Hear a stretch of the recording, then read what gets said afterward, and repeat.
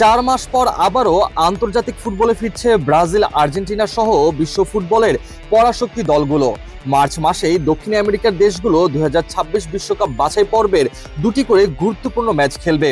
তবে এরই মধ্যে ব্রাজিলের জন্য দুশ্চিন্তার বড় কারণ হয়ে দাঁড়িয়েছে 10 জন শীর্ষ খেলোয়াড়ের সম্ভাব্য নিষেধাজ্ঞা। আগামী 26 মার্চ চিরপ্রতিদ্বন্দ্বী আর্জেন্টিনার বিপক্ষে সুপার ক্লাসিকোতে মুখোমুখি হবে ব্রাজিল।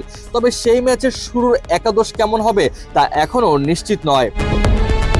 আর্জেন্টিনার বিপক্ষে ম্যাচের আগে 21 মার্চ ব্রাজিল তাদের ঘরের মাঠে মানে গ্যারিনচে স্টেডিয়ামে কলম্বিয়ার বিপক্ষে লড়বে। তবে ওই ম্যাচে একাধিক গুরুত্বপূর্ণ খেলোয়াড়ের উপর রয়েছে হলুদ কার্ডের চাপ। দক্ষিণ আমেরিকা ফুটবল সংস্থার নিয়ম অনুযায়ী বিশ্বকাপ বাছাই পর্বে দুটি হলুদ কার্ড দেখলে এক ম্যাচের জন্য নিষেধাজ্ঞা পেতে হবে। ব্রাজিলের স্কোয়াডে এমন 10 জন ফুটবলার আছেন যারা ইতিমধ্যে একটি করে হলুদ কার্ড দেখেছেন।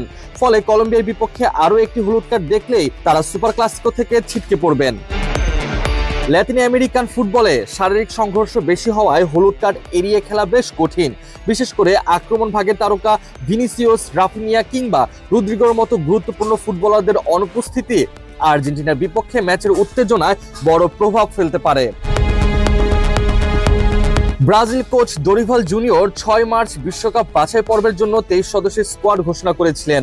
1 বছরেরও বেশি সময় পর জাতীয় দলে ফিরেছিলেন নেইমার, যা নিয়ে ব্রাজিল শিবিরে ছিল ব্যাপক উচ্ছ্বাস। তবে দুর্ভাগ্যজনকভাবে আবারও ইনজুরির কবলে পড়েছেন তিনি।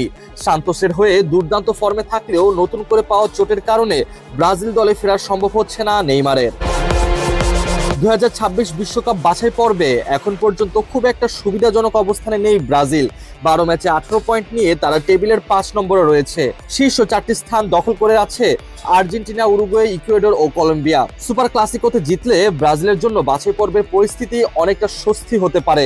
তবে তার আগে কলম্বিয়ার বিপক্ষে ম্যাচেও তাদের সতর্ক থাকতে হবে। এই মাসে এই দুটি গুরুত্বপূর্ণ ম্যাচের আগে ব্রাজিল দলে একাধিক সংখ্যা থাকলেও কোচ দরিভাল জুনিয়র চাইবেন যেন তার শিষ্যরা সেরা পারফরমেন্স দিতে পারেন। আর্জেন্টিনার বিপক্ষে ম্যাচের আগে হলুদ কার্ড এড়ানো এবং ইনজুরির সমস্যা সামাল দেওয়াই এখন ব্রাজিলের জন্য সবচেয়ে বড় চ্যালেঞ্জ।